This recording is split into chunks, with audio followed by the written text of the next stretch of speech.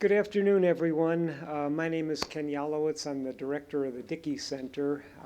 We're just sort of one floor up here, and I'm just marveling at this new room. This is the first time I think we have had a function in here, and this is just a lovely facility.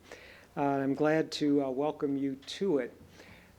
Today's panel is really the fourth in a series of 4 panels that we've put on here at the Dickey Center to mark the 25th anniversary of the founding of the Dickey Center. And today's panel is a special one because it's devoted to students. The other panels, not panels, but we had Dr. Girl Brundtland here. We had a panel of mentorees of John Sloan Dickey, including Ambassador Jonathan Moore, who I'll introduce in just a moment. Listened to John Sloan Dickey as they were undergraduates and then went out into the world to do the things that he was very encouraging for them to do to help go out and make the world a better place. And then we had another panel about a week ago, and it was basically devoted to mostly recent graduates who are activists, who've gone out and also followed Dickey's injunction to go out and make the world a better place and to be active. And I think it's very fitting today that our final panel in this series is students, because I believe I wasn't here for John Sloan Dickey. I never had an opportunity to meet him, unfortunately, but students were very much at the center of his universe. And his ideas of liberal education to make better people, to go out into the world, certainly focused on students. So I think it's very fitting that this final panel, is devoted to those who've actually gone out and done those kinds of things. I did want to introduce briefly Ambassador Jonathan Moore. And Jonathan, would you stand? Jonathan. No pies today, Jonathan, so that's good. We're off to a good start. But Jonathan is a member of the class of 1950 of Dartmouth, and who's been just a wonderful, wonderful mentor and advisor to me, and also a member of the Dickey Center Board of Visitors. He has a wonderful, has had a wonderful career. He was the U.S. ambassador to the United Nations, the representative to ECOSOC, the Economic and Social Council. He was also, in years that I was in the State Department, coordinator and ambassador at large for refugees. He's just a wealth of experience working for UN organizations, international organizations.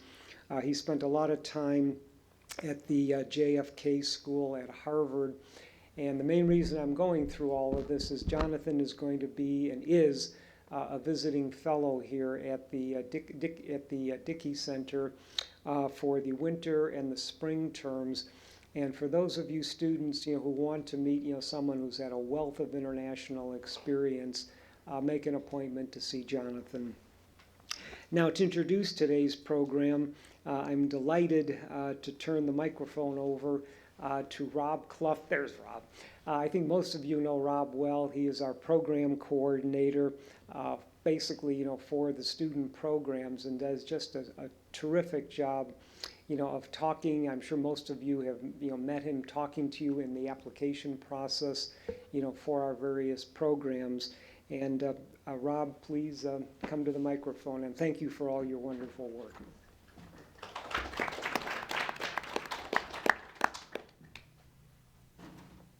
Hi, my name is Rob Clough, as Ambassador Yalowitz mentioned, and I'm the program coordinator at the Dickey Center. And I wanted to thank you all very much for coming to being part of this opportunity to share these stories about international internship experiences. I just wanted to lay out very quickly what we asked our panelists to do, spend some time, maybe 5 to 10 minutes each, talking about finding their internship experience and conducting their internship abroad, and even that experience of returning home after that 2.5 months overseas. And then hopefully that would be followed by a lot of questions and answers and some open discussion.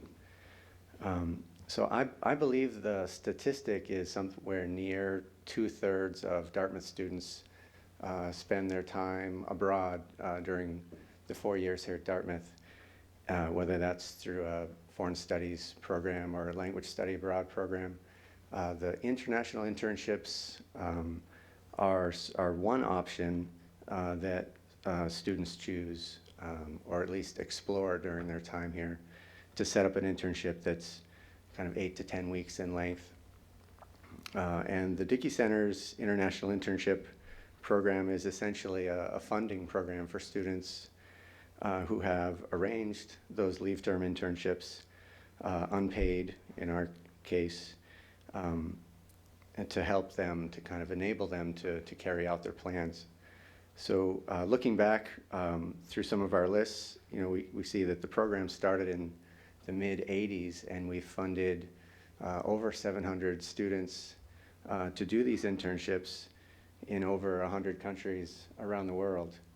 And a quick glance, somewhere around 300 different kinds of organizations.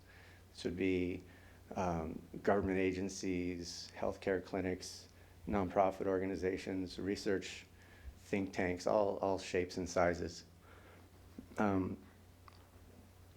I think there are at least two driving forces behind this type of opportunity.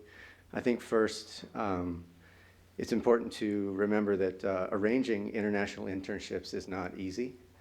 And for those of you who might be thinking about just getting started in the search phase, opportunities like this can be helpful in hearing those concrete stories of what other students have to say. And that can be helpful. I think secondly, experiences abroad can be pretty powerful stuff, pretty transformative, and especially internship opportunities like this that are independent and a little bit different than the other programs that Dartmouth offers. So I think it's important to give returning interns a chance to reflect on and share their experiences. We have some great colleagues at Dartmouth who speak in terms of unpacking your bags when you come back from these experiences, and there's many different levels to that. And often I think Dartmouth students just dive right into the really rigorous schedule at Dartmouth as soon as they come back. So it's important to take some time and reflect and think about how this experience may have affected your worldview and the way you see the world. So it's been my pleasure to work with a lot of students, and I'm mostly in total awe of the type of internships that they are able to arrange on their own initiative. The clarity of their goals, their willingness to do the research and the legwork to find these opportunities abroad, and their eagerness to kind of learn and test their own comfort levels is really great. And I think Avni, Owen, Abe, and Camille are great examples of this. And just let me introduce them very quickly, and we'll ask first Avni to come up and share her story. So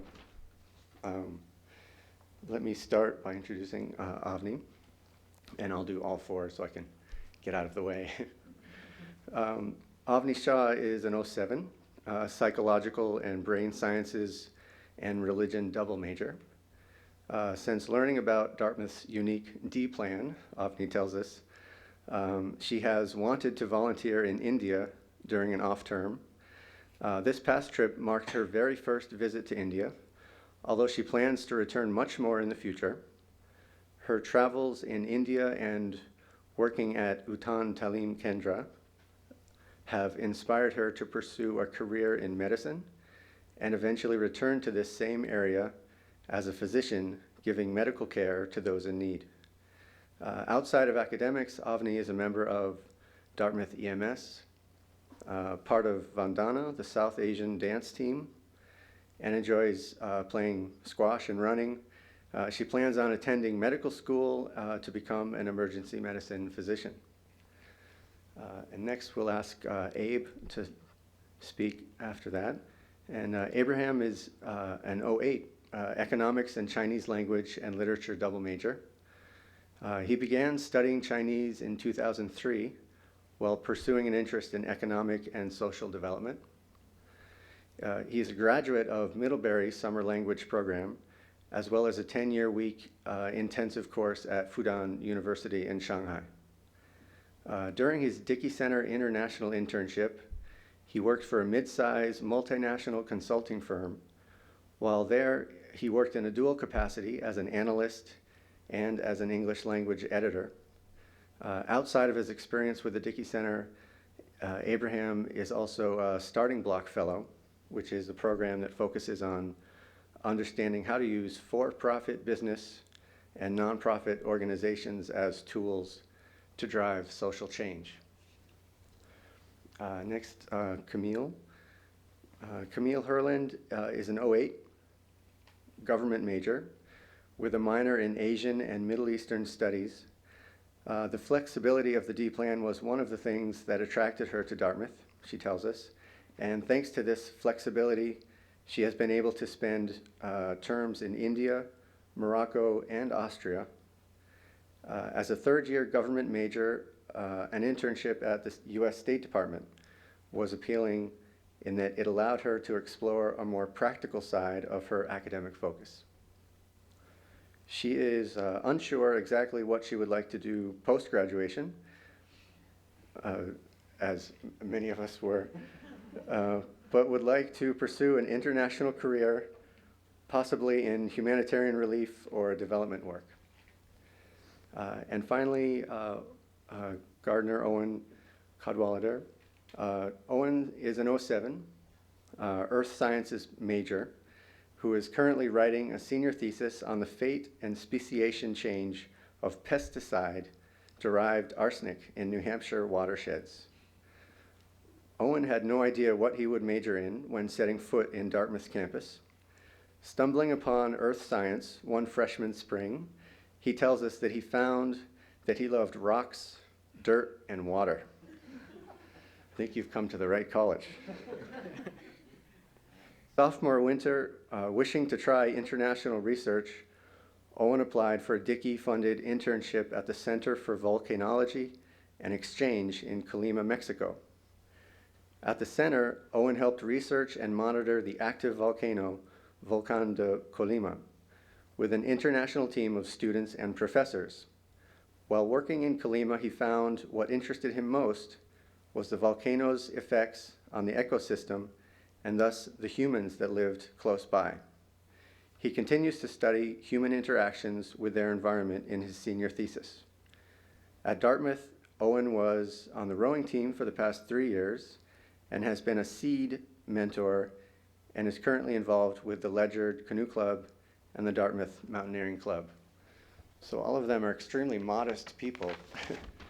But again, I can't emphasize enough how impressed I am with what they've done and look forward to hearing their story about their experiences abroad. So, Avni?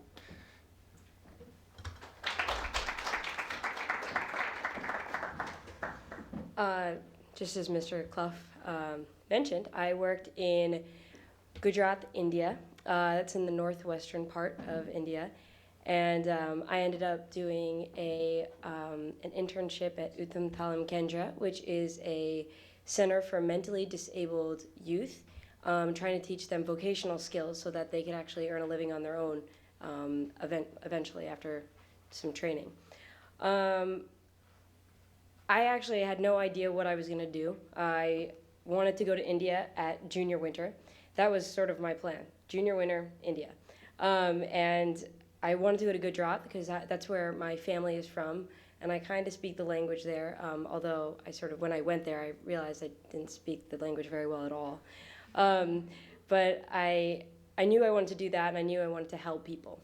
So then after that, I kind of kept my ears open for different opportunities. And one of my family friends over in Tuck, actually, we got to talking, and he had spent a year in India in that particular place, just in Gujarat, like visiting around and doing service-oriented trips. And so I started talking to him, and he was mentioning that if I'm there for just 2 months, sometimes it's better to go work at a smaller place because you could have a little bit more of an impact and kind of get an idea of what it's like to help people and what have you, and see your impact, rather than working at a place where you're just going to be one of the cogs in the wheel type thing.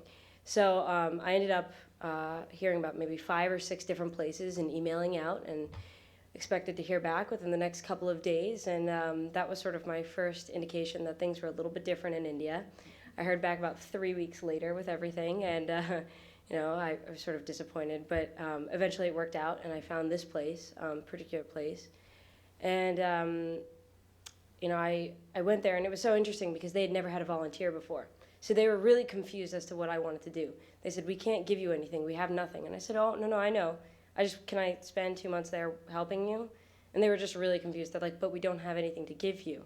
And I was like, "No, I know." But, so it was interesting because I don't think they understood what, a volunteer really was.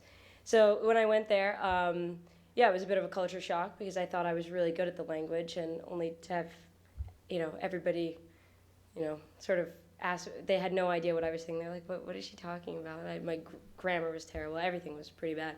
But then I went there, and it was one of the best experiences I've ever had. It was initially when I walked in, I think I felt a sense of almost like guilt, and that I had all these opportunities and they didn't, and you feel bad and what have you. But I realized that I was really the only one feeling bad for them. These kids were some of the most talented kids I've ever met. They, some of them played the instruments that they were just so talented. One kid, he was paraplegic, and he was one of the best artists I've ever seen. It was funny, a bunch of the kids had a lot of talent in sports. And so one particular kid, he decided to challenge me in a game of table tennis. And so I said, "Okay, fine." I was like, "I'm pretty athletic. All right, I'm going to take it easy on this kid." And he went to the Special Olympics, but I don't think I was too impressed yet. So then I hit it really softly, only to have him smack it back at me. And it hit me. And I was like, and he's like, "Wow, are Americans all this bad?" And I was like, "Oh, okay." So, and it was really fun to kind of, my eyes opening up with that. And he's playing in the Beijing Special Olympics this summer, and I'd put my money on him, I think. He was really good. And we had a great time. And but when I was there, my project evolved. I originally thought that I was just going to be helping out in the daily routine. And what I ended up doing is that they didn't have computers. They didn't have, a lot of the people that worked there didn't have a good sense of grammar and just how to kind of communicate on a written level in English. And a lot of the places that have funding are in America or in the UK or what have you. So what I ended up doing is I had my laptop and my absolutely terrific skills in PowerPoint. I took a bunch of pictures and I made a couple of PowerPoints for them to kind of market the place for them and to sort of be PR. And I think my favorite project though is there was about 12 really needy kids. They couldn't afford to go to the school, which is $5 a month, but they couldn't really afford it. And so then I ended up following them for about 2 weeks and writing about them. And I visited their homes and talked to them and kind of found out what they were interested in and what they wanted to do with their lives. And I was able to write 1-2 page reports and of what they did, and so people can sponsor them over in the UK and the US.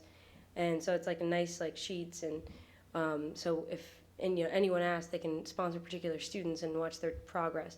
So I thought that was a lot of fun because I got to know these kids better. And I also used some of the Dickey Center money that I was so kindly given to throw them a pizza party, which was really fun because a lot of the kids had never had pizza before. So, and it was really nice. They were really excited about that. And what was I think the funniest part for me was I was like, "Oh, I'm going to give you guys pizza and Coke." And all the kids were like, "No Coke, no Coke." And I was like, "Okay, why not?" And over there, they have a lot of celebrities in Bollywood, which is the India's version of Hollywood. And the celebrities are aligned to different brands. And all the really popular ones are aligned to Pepsi. And so they didn't want Coke because none of the really popular ones were. They're like, no Coke, Pepsi, Shah Rukh Khan, Pepsi. And Shah Rukh Khan's the Indian version of Brad Pitt, I guess. And so they all were like, no, no, we don't Coke, we won't drink it. And I was like, okay, so that was like, brand loyalty over there. So I thought that was pretty funny too. And so I really had a terrific time. And it was a really rewarding experience, especially working in a small place, because I got, as Mr. Clough mentioned, I do Indian dancing, and I helped choreograph a dance for them to perform, and that was really fun.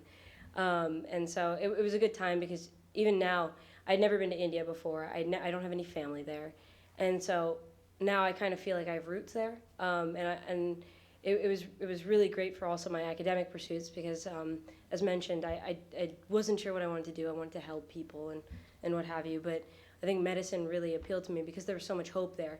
There was a lot of Down syndrome and sort of genetic defects there, but really what I found more hopeful, I guess is a way to put it, is that a lot of them were caused by improper medical treatment, or not getting medical treatment early enough. So there was a number of cases of meningitis that just weren't treated, and so then they had brain damage or nerve damage, what have you, and that was good for me to see, because people can make a difference. You could just, imagine 2 kids are helped, that's great. And it's very simple. You just give the proper, but they can't afford it. So I had like a really interesting time there, because it sort of reaffirmed any interest that I had in medicine, and also going back there and doing maybe service-oriented things there, because you could do something and you can make an impact, even as like being like an EMT, you can make a difference in a place like that, because they don't have any resources. So some are better than none, obviously. And so it was definitely challenging, and it was fun getting used to like the more Indian mentality of like more laid back and getting to know one another type, rather than going full force. I think the best thing was when I walked into the director's office, I said, I really want to work hard. I'll be here 9 in the morning till 7 at night, whatever you need, even more than that. And she was like, oh, you don't have to work that hard. No, take it easy. And I said, no, I want to be here when you're here. She's the director, and she's like, okay, well in that case, come at 11 and you can leave at 4. And I was like, oh, okay. No, and it was interesting, because that was like the dynamic there was much more laid back, and everybody was just relaxed. And so that was sort of the culture shock when I came back after 2.5 months of that, was that I found it pretty interesting to come back here, and you ask somebody, oh, how are you? And everyone's like, yeah, good, fine.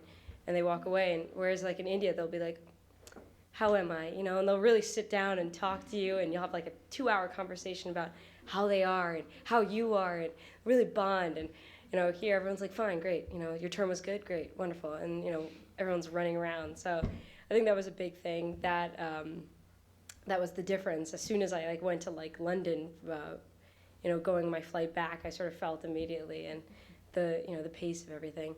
But for you guys, I think anyone interested, my big advice, I think, would be, maybe just even like pick a place. I thought I was successful. Pick a place, pick what you want to do, keep your ears open, and if someone's really interested, if someone's doing something that at least you find somewhat interesting, ask them about like the different things that they've done, because that's what happened. Like, even though if maybe I don't, my project doesn't particularly appeal to you, I know a bunch of other centers that are slightly different, if this is sort of the line of work that you want to do. So something like that, ask these guys, because I'm sure they have at least a better idea, because they were there.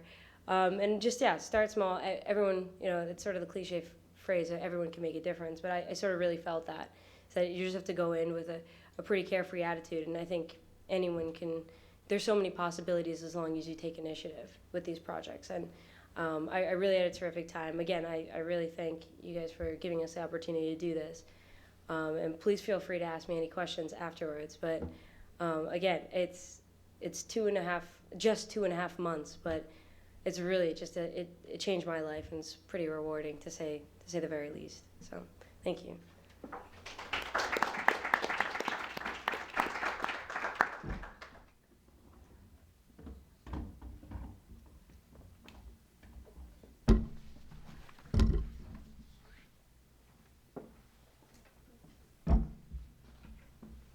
Hello. I guess one of the things I started to realize when I was writing this was that I'm trying to write about the fastest growing country and one of the fastest growing cities in the world. And the more you learn about it, the less you know. So I've sort of structured this in a way that hopefully you find useful. I've broken it into 4 parts. The first part is finding the internship itself and figuring out what you want to do. And then after that, I'm going to talk a little bit about sort of once you get there, what happens. I had trouble finding an apartment. Finding a place to live is usually the last thing you think about until you're off the plane. You're like, wait a minute, I have nowhere to stay. And then the internship itself and some of the things I encountered there. And then finally, just sort of maybe some words of warning and encouragement as well. It's not all bad. So in terms of the internship, we've already talked a little bit about how we sort of came across things, and one of the things that I think you should take away is that there's no one way to do things. There's no silver bullet. So for me, what I did was I started out with a general idea of where I wanted to go. And then from there, I set out maybe some general sort of ideas or goals that I'd have for what I wanted to do and what I wanted to learn while I was in that 2.5-month period. And from there, I sort of figured out what would lead me to that, bring me closer to those goals, and also where I could go that would enable me to do that. And so that's where I found Shanghai, and that's where I discovered Synovate. Now, the way I found that opportunity was actually sort of the old-fashioned way, which is through the alumni network, which I would strongly recommend you go to career services. I know they're going to love me for saying this, but go to career services and go to the alumni database and really sort of research it, because the Dartmouth alumni that are abroad, specifically in Shanghai, are some of the most incredible people you'll ever meet. So for me, I sent a couple emails, and within a week, I think I had maybe almost a dozen responses, which totally blew me out of the water. And all of them were extremely encouraging and really wanted to help. So after talking with them, one of them was just like, hey, I have a friend who works for a consulting company. Why don't you work for them?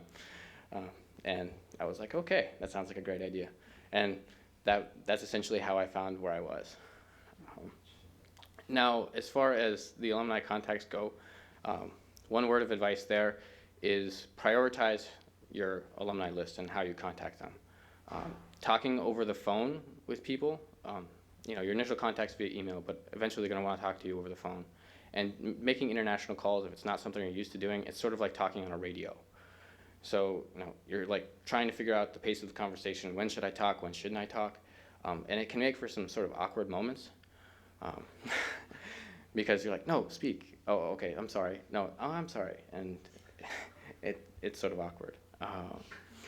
So sort of prioritize your list. Essentially say, all right, who are the people that really match what I would really like to do, and save those people towards the end. And then the people that maybe are less of a fit, you talk to them first, sort of work the kinks out, ask questions, get a feel for how to communicate that way.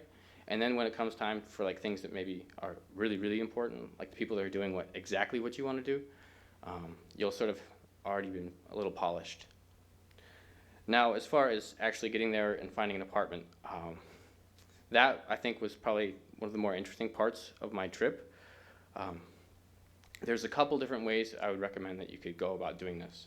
In terms of short-term fixes, a lot of the major universities there have these huge study abroad programs. At Fudan University, where I studied, they have this looks like a hotel, giant like 40-story building that foreigners just stay in. They also rent rooms for the short and medium term, and if you don't have a place to stay immediately, it's a great location and something you should check out. And like all the major universities have these. For sort of a more long-run fix, if you're planning on being there more than just one term, you could start going to like different real estate agents. The only trick there is that 90% of them don't speak any English. So if you don't really speak Chinese that well, I wouldn't recommend that one. Now, what I ended up doing, and which is probably the most risky, and only do this if your risk appetite is a little larger, is start searching the internet for a place to stay.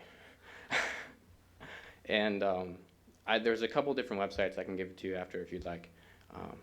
But one thing that's nice about the internet is that you can actually start searching before you even get there and sort of have an idea of where you might want to live.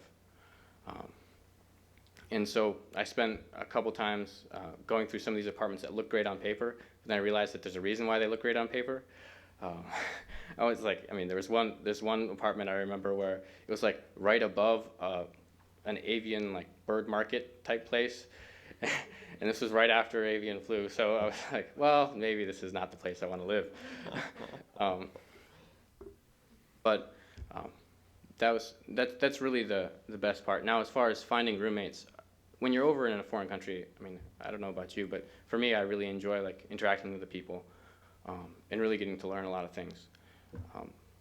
One of the things that I sort of figured out in my process of trying to find an apartment is that the best thing to do, and this is actually my general recommendation for a key takeaway, is that you always want to try and steal someone else's learning curve. And what I mean by that is you don't really want to have to go through and make all the same mistakes that someone else already made, but really sort of like, for instance, foreign students there. A lot of foreign students have already gone through the trouble of like finding the cheapest place to live, finding roommates, dealing with the landlord, all of these things that are like extremely difficult. And these are things that if you go into a situation and say, all right, if I live with a couple other foreign students, they'll have already taken care of these things and already sort of found a decent place to live, already figured out the transportation, already figured out the bus schedule, which is actually really, really hard. I've studied Chinese for a while, and I was still scratching my head and saying, how on earth do I get from point A to point B on this bus? So it's something they've already sort of worked out, and something I would strongly recommend. You can live with locals, but a word of warning there is that sometimes the locals will use foreigners as a way to pay most of their rent. So as long as you're careful about that, it's something you can do. But it's a great way to really learn the language and really interact with the people. Now, as far as the internship itself, one thing that I would recommend is that if you're used to dealing with ambiguity or you like dealing with ambiguity, then working in Shanghai or in a developing nation might be the thing for you. The internship itself was sort of unstructured in that I had to really assert sort of my interest and say, this is something I'm really interested in, or I would really like to do some training on this. And I would, just any kind of internship over there, I would recommend. There's a problem with the labor market over there is structured in a way that people leave all the time. And so there's very little incentive to actually train someone before they leave, because they're like, well, you're only going to be here for 6 months, or you're only going to be here for a year, so we'll give you what you need to sort of get by, but then after that, we're not going to really invest in you. Now, interns, it's even less of an incentive to train you because you're leaving in 2 months. So you just have to be really assertive and speak up when you're interested in something, rather than just sort of sit by. One thing that was particularly difficult for me, and actually I think was one of the largest learning experiences, the most important learning experiences in the internship itself, was dealing with the sort of the social subtext. There's, even within the business environment, there's a social hierarchy to communication. And if you're familiar with consulting companies here, you go into a brainstorming session and it's supposed to be a free-for-all of ideas. It doesn't matter who you are. If you're the intern and you throw out an idea, and if it's the best idea, it wins. Well, sometimes that's not the way it works in other countries, and you need to be aware of that. I know one of my more embarrassing moments, I questioned my boss in front of everyone else, and he's like, I was like, okay, that was probably a bad idea. But it was one of those things that it's important, because as a student, I've been to China as a student, and as a student, you're isolated from a lot of the social ambiguities that are really there outside of the school. Your teachers are really understanding, and the other students are there learning as well. But when you get into a real situation, that is gone. There's no hand-holding. And it really opens the door, I think, for real learning, and really quick. Now, as far as other recommendations, I think one thing that you need to be aware of, and actually was really profound for me, was understanding how much of my identity and how much of the way I communicate is tied up with being an American. And you have to realize that at some level, if you don't step out of yourself, you'll end up offending someone by accident. For instance, yes or no situations are something that we're used to here in the United States, but it's not something that you deal with in a business situation in Asia or in Shanghai in particular. So it's something that I thought was really learning experience, and something that made me want to go back even more, because I found that I grew in such a way and so quickly that it was a whole lot of fun. So I guess that would be my general recommendations. And if you have any other questions, I'll be over here.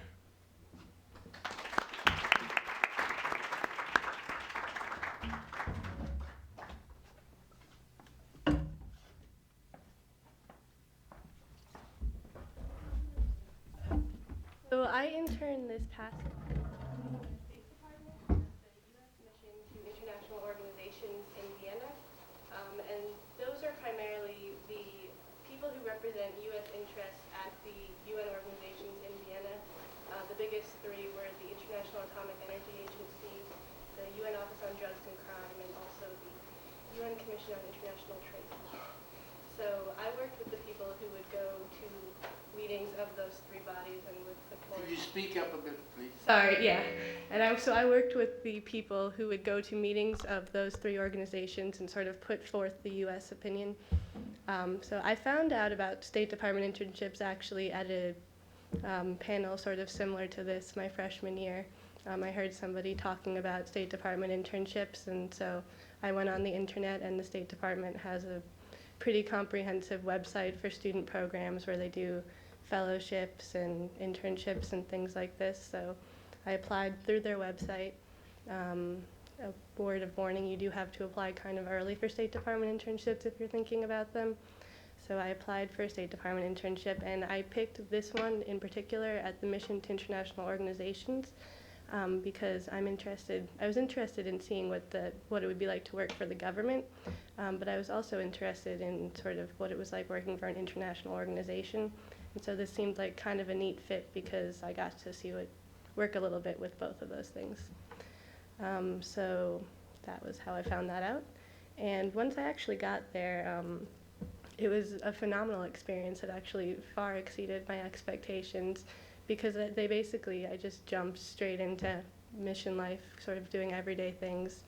Maybe possibly because they were slightly understaffed, they sort of couldn't afford to have me doing photocopies or getting coffee, and so my first day I was already like running off to a meeting and sending emails back to Washington and things like this.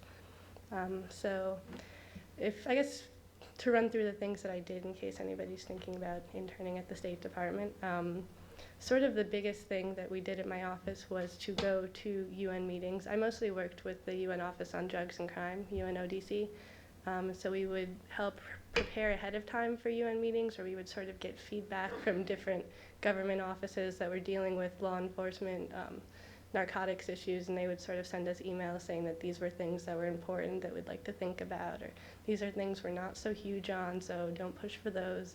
And we would kind of compile them, and then we would head out to the meeting, and there were sort of different gradations of meetings that we would have. Like, we'd start off with sort of very informal working group meetings where everybody would get together over coffee and sort of chat informally about like, hey, we're not so much for marijuana legalization. Yeah, we kind of are. Okay. And then eventually they would sort of work their way up to like get some kind of compromise on that. And then they would have more formal meetings, and then eventually I was able to go to one Conference of the State Parties on the UN Convention Against Transnational Organized Crime, which the UN Office on Drugs and Crime is the guardian of, which is sort of the epitome of like a big fancy UN conference like you see in movies where everybody's translated and it's lots of fun. And then so we would go to these meetings, and then afterwards we would report back to Washington, and it was just sort of like a cyclical process where you would make small steps, and then there'd be a small change make, and you would report back, and they would take the new change into account and then suggest further changes or maybe additional changes. And so that was sort of the main thing that we did. And then some additional things that we got to do in my internship was I worked a lot with the UN Affairs and Public Diplomacy section. So I would do things like compile press clips every morning for my ambassador so he could keep up to date on important issues. For example, while I was there in the fall, I think most of the biggest issues we dealt with were with the International Atomic Energy Agency because there was North Korea's nuclear test, and also the decision to start to cut back on technical assistance for Iran on their nuclear projects. And so we mostly would sort of go through the major news sources and pull out interesting developments, mostly related to Iran and North Korea, a little bit with like the India civil nuclear agreement and things like this, and also opium in Afghanistan. So that was another thing that we would do. Additionally, as an intern, I think this is maybe kind of standard when you're a State Department intern, is you often get to be control officer for visitors who come to the mission, which is kind of a funny thing because I get the impression that it's sort of the job that like people look down on as being like one of those jobs that we give to interns because we really don't want to have to deal with people who are visiting us. But I personally enjoyed it a lot because I got to meet a lot of really cool people. Like my second week I was there, the deputy director of the National Cancer Institute was in town for a week for an International Atomic Energy Agency conference, and so they just set me up with him, and I would sort of go around and take him to his meetings and take notes for him, and I got to know him pretty well, and he would, give me career advice and things like that, so that was pretty neat.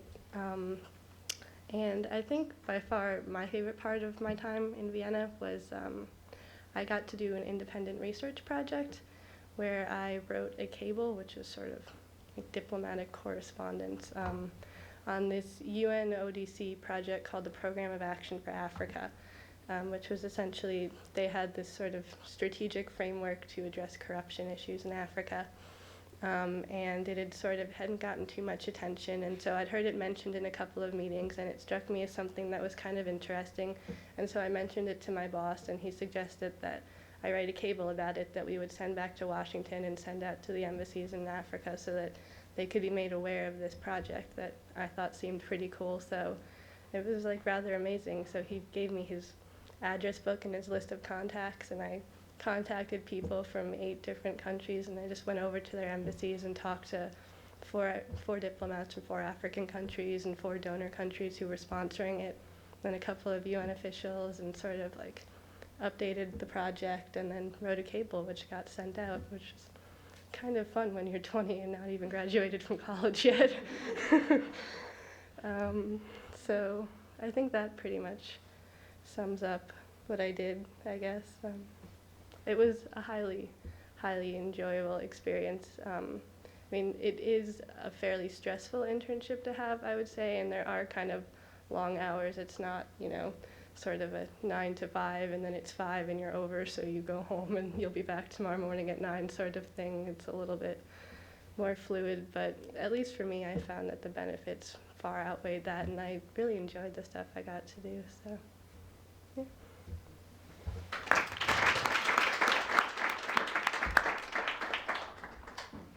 So how do you find anything these days? Is what I sort of asked myself when I first knew that I had a term off my junior winter, and the obvious answer is Google.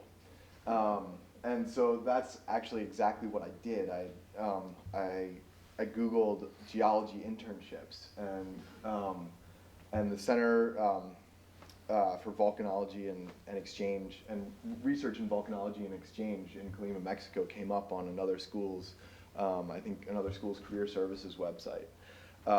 And so I contacted Nick Varley. Hold on one second. I contacted Nick Varley, who's the head of the center, to see if there'd be a spot for me, and I waited for a while to hear back, and then a couple weeks later I heard back that it would be great and I could go, and so that was pretty amazing to me that from a simple Google search I could end up in Mexico. Anyway, when I applied for the job, they hadn't even set up their website yet, so I didn't really know what to expect. And I flew into Colima. Colima is not a tourist city in Mexico at all. And the Lonely Planet guide has, I think, a page on it, which is pretty small for the Lonely Planet.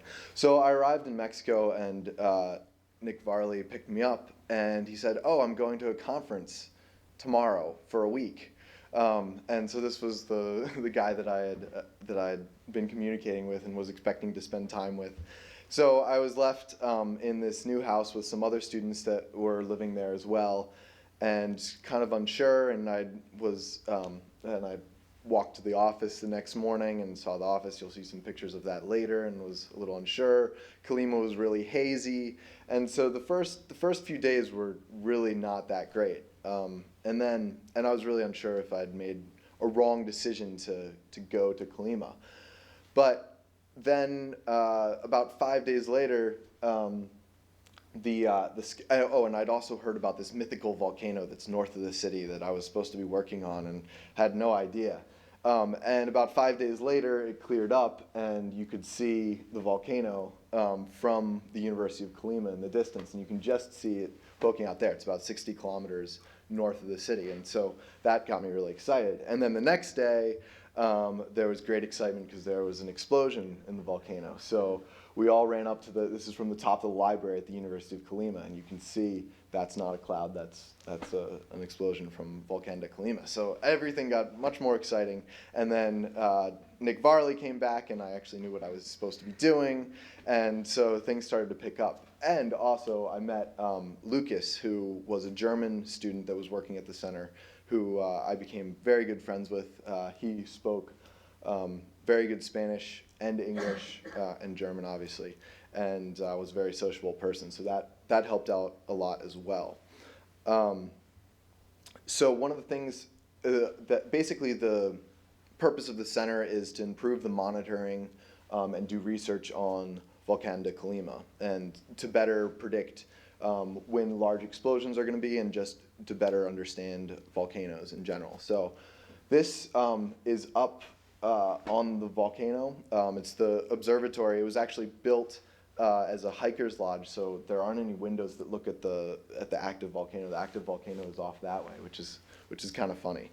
But anyway, so this was my first trip up there, and we go up there to check on some of the monitors that are constantly there, and also to take thermal camera images. And as soon as we got up there, there was an explosion, and so there was a big race to get the co-spec out, which this is John, who he's a PhD, he's a postdoc student who's helping out at the center. And this basically looks at the plume that's coming off of the volcano, and you can tell composition of the gas, and thus tell certain things about the life of the volcano. When I got there, there was also excitement because the center had just gotten a new thermal camera, and that's Dr. Nick Varley and John behind him playing with the thermal camera. A dog's nose is very warm. So this was inside the observatory, and one of the things that we do is to make use of the time that we're there, we stay up all night in shifts to use the old. This is the old thermal camera. You can see the sort of difference in age. But anyway, and you can also see right around there is the rim of the volcano, so you can see that is an increased hotspot. And we look at this during explosions, and you've got to wait up all night and change settings on this camera if there are explosions. So this is me staying up for my shift. I got in the middle of the shift. There were no explosions that night, but then when the sun came up, there was one, which was pretty amazing. So basically, we're on the old extinct part of the volcano, looking across about 5 kilometers at Volcán de Fuego, which right there is an explosion, which is pretty cool. And there I am at the top, and you can see the volcano in the day. And now there were some parts of my internship that were a little less glamorous. This is the lab. It's a pretty nondescript building, and this is what it looks like inside. It's not the most organized place, but a lot of work gets done there, and that's probably why it isn't the most organized place, because also students are coming and going oftentimes, so somebody will start a project and not finish it, and things go along like that. This is another one of the rooms. This is a weather station, which was a project that I worked on for about a week to set up this weather station and troubleshoot it with the software that it was running. And basically, a lot of the monitoring instruments, you need to know what temperature it is, what the humidity is, what the wind is, because that affects how you see things. This is Richard. He was a British student there, and he's looking at seismographs. So he's classifying some seismographs. He did a big project on that, and that's something that I also did when I was in the lab, is classifying these tremors as whether they were just rock fall or whether they were a degassing event or some other type of volcanic activity. Now, I had studied French in high school and college, and so that helped me a lot when I came to Mexico. And they're trying to teach me how to roll my R's there. It didn't work out very well. But anyway, these are some of the friends that I made in Mexico, and the great part about being in a university is that you do meet the people that go there. And so these were another group of people that we went to the beach with one weekend. And I think that was definitely one of the most valuable parts of the internship, is just getting to interact with the locals there, because you're living with them and they're in classes right next to you where I was working. This is another beach that we were at. This is Lucas, my German friend. He's trying to teach me Tai Chi on the beach. It didn't go very well. And then back out in the field, this is driving up on a very clear day to the volcano. Also, Colima is one of the regions that makes tequila, and that's agave, the blue plant over there, which is very beautiful. And the active volcano is over here, and Novato is the far one, which is the older volcano. This is also another field trip. Victor, who is the one pointing, is a Mexican graduate student from northern Mexico, and he comes down and is looking at pyroclastic flows. So we were hiking up the barrancas where these pyroclastic flows come tumbling down, and classifying them and measuring them for his project. So that's Victor is at the edge of a pyroclastic flow right there, which is basically an avalanche of rock and gas. This is climbing up another pyroclastic flow along the volcano. This was a lot of fun. And this is while we were there was an explosion, which was exciting. We made sure to go there in a time when there probably weren't going to be any pyroclastic flows coming down the barranca. This is me, and another explosion that day. One of the most interesting trips for me was sampling the springs, and there are a lot of springs that come off the volcano, and if you analyze them for certain minerals, you can tell things about the volcanic activity.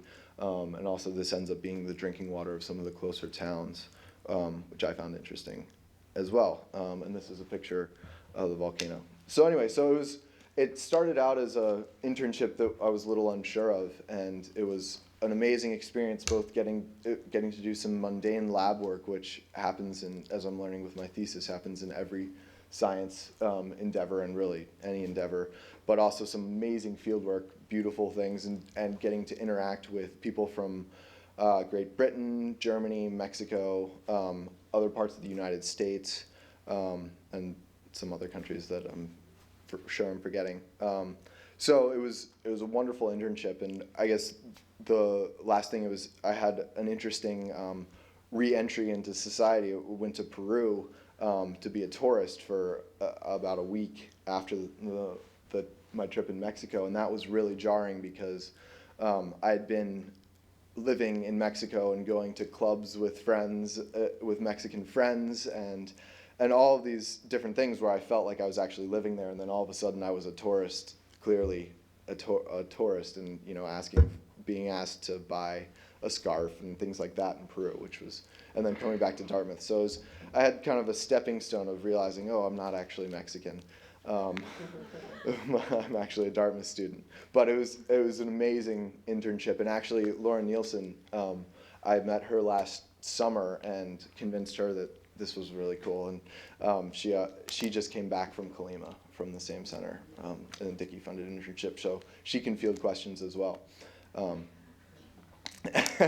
Sorry to throw it on you. Anyway, so that's all I have to say.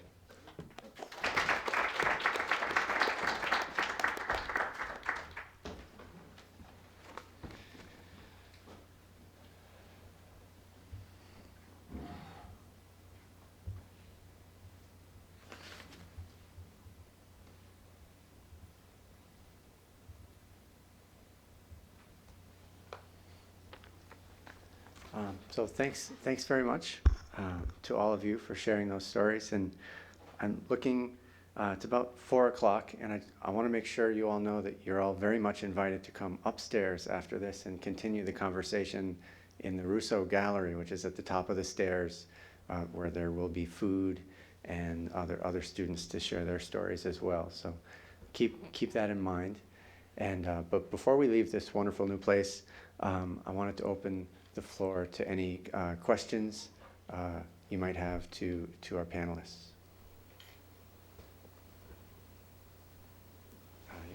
Just in general, what's the application process like, and what do you have to do to, For the Dickey Center? get them? It's actually really great. You basically just write a 3-page, 5-page. 3 to 5 page essay on what you're going to be doing and why you want to be doing it and how it relates to your academic experience at Dartmouth. I think one of the things is why you can't do what you're doing at Dartmouth. So anyway, it's a great thing to sort of formulate in your own head why you actually want to be doing this and why it makes sense for you to be doing this. It's pretty painless. To get a grant of the size that you can get from the Dickey Center, I think it's an amazingly easy process and an appropriate process for an undergraduate. And I would add too that other parts of the application include the transcripts, letters of recommendation, and we have something called the supervisor statement, which is just kind of proof or evidence of really good communications with your supervisors that you're talking with in this faraway land. So you know there's going to be someone to meet you there, someone to guide you through the experience, someone to turn to when things go wrong. If things go wrong. I would just add, just start early, because like I said, from my experience, things run very differently in different countries. And so I had a friend actually that was applying a couple terms earlier that didn't get funding because he didn't get the statements on time, and that wasn't his fault, but it was just the supervisors. So you really have to start very early to make sure that, you have all your ducks in a row type thing. And just from your recommendations here, as well as over there. So start early. Yeah, remember that not everyone lives on Blitz, so, Do you actually turn in your application like the term before that you're going to do it, or? Yes. Application deadlines are four times a year, and each falls about 6 weeks prior to the leave term. Yeah, if you go on the website, everything is really clearly outlined. And because I did it abroad, I was actually at an FSP the term before, and I had really no trouble. Everybody was quite helpful to help me get everything I needed.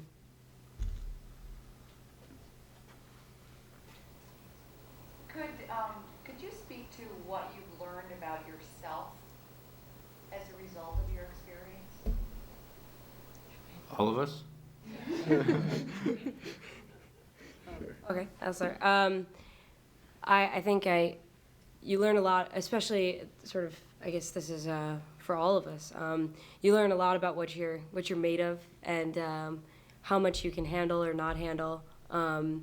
And for me, I learned a lot about what makes me tick. I wasn't really sure, and I was like, I enjoy everything. And I found really what I really enjoyed and what I didn't enjoy, and what I found problems to be of my life and also of like the world and what have you. And so I sort of came back with an increased focus on who I was and what I wanted to accomplish, career-wise and just personally, and what I liked about other places. So I think that's what you end up learning in these particular internships, because you're there alone. I mean, for the most part, I was there alone, and my parents came a couple weeks before just to visit around and make sure that I wasn't, who knows what would have happened, and so they sort of made sure.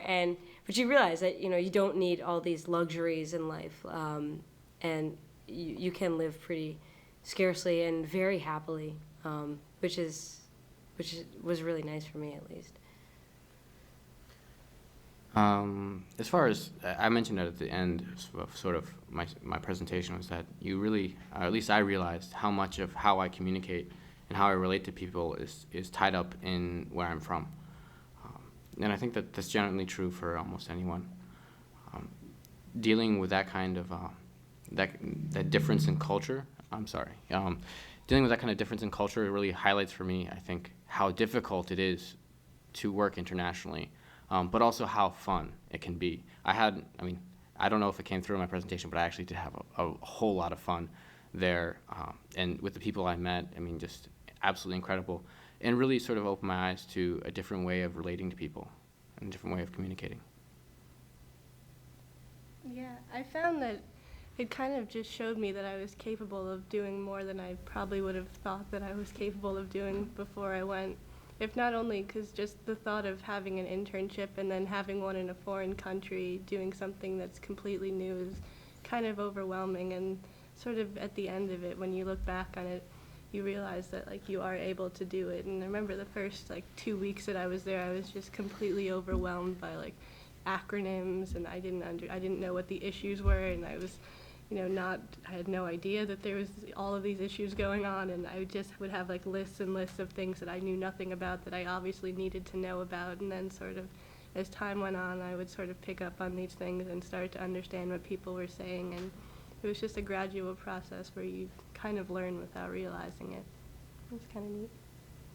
I realized that I really do like living in another country, and even though I didn't really know much Spanish, I also realized that I really liked the process of trying to learn Spanish in a country that I needed to know Spanish. Because again, Colima was not a very touristy place, so some of the students knew English, but most of them didn't know it that well. I hated French in high school and at Dartmouth.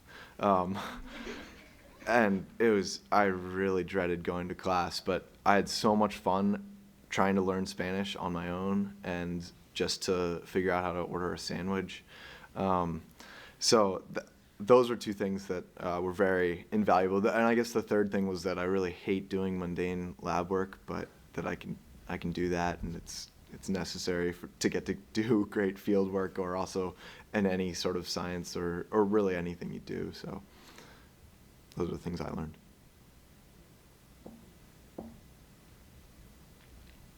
That makes me think of a similar question, not as much a self-reflection, but a reflection on your experience outside of the United States. Would any of you have any thoughts to share about perceptions of the U.S. from abroad, or you, as you were seen, or as you felt in your interactions with people in other countries?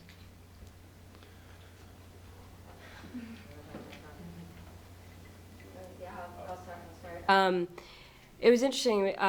Where I was, they didn't really see too many Americans, but because of TV and what have you, they have this idea. And for me, because I think it was advantageous that they hadn't really met too many Americans per se. I was nobody really went to the center particularly, so that was my advantage, because I think then you can make a little bit of a dent, as okay, Americans are not terrible people, at least. But I found the rest of India, it was really interesting, because there's this perception that you have lots of money, which I thought was interesting. India is a really safe country, other than the fact that people just want to steal your money, whatever way that they can. So as soon as they get a sense that you walk slightly differently, they'll immediately say, okay, you must be from the West. And so they'll immediately try to sell you something for a ridiculous amount.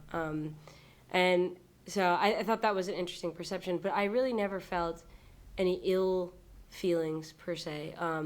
People were more interested because they knew of somebody that went to America and did well, or what have you. So they were more interested in, what are the opportunities like there? Or, what do you do? And, you're a student, and just asking questions like that. So I actually had a really good experience, and I didn't feel too much negativity, other than the fact that I, constantly on rickshaw rides that they were trying to cheat me, out of some money. But other than that, that's fine, Yeah, I think there is a perception that the Americans are extremely wealthy, And I think when you put it into perspective of the developing nation, where the average annual salary or the average annual income is like I think 1,200 U.S. Around there 1,500 U.S. Our Dickey Center grants are up to $3,000. You're dealing with twice the average annual income of someone who's living there. So there is that perception of being wealthy. There's also, I noticed in Shanghai, Americans are generally perceived to be very friendly and approachable. We're also perceived as being very fat, which may or may not be true. Interestingly enough, I think one of the things that was probably most surprising for me over there is that all the different ethnic minorities in China, they typically speak their own language. So I would end up fielding lots of questions like, do minorities in the United States speak English? These are questions that, aren't necessarily offensive, but just surprising. But when you consider that all of their sort of an understanding of the United States comes from TV or just from by word of mouth, they're more understandable. I had several friends who worked there, they're like, oh, where are you from? Oh, I'm from the U.S. No, you're not. You're from Africa. Or where are you really from? You're not from the United States. So those kind of things. Everything else, I think, was really positive. They didn't like Bush. I was there in '04. They loved Kerry. And Bill Clinton is a rock star. That's what I've learned about.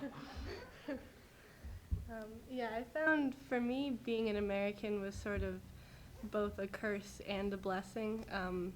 Well, my interactions, number one, were largely with Americans in that Vienna is a really international city, and there's the UN there and a ton of other things. So it is a very international city. And so as far as what it was like being an American there, in the context of work, it was often very helpful, and that I was telling you about, for example, my independent research project where within a week I got appointments to meet with 8 diplomats and with high-level people in the UN, which was probably because my email address came from @state.gov, and the U.S. is the #2 donor for UNODC. So in that sense, it was a very helpful thing to be American. But on the other hand, current U.S. policy is not hugely popular in the wider world right now, is probably a fair thing to say, and also not in Austria. And I think one of the more interesting experiences I had was, while I was there, I organized a school visit for my ambassador to meet with some university students from the University of Innsbruck who were studying nuclear proliferation.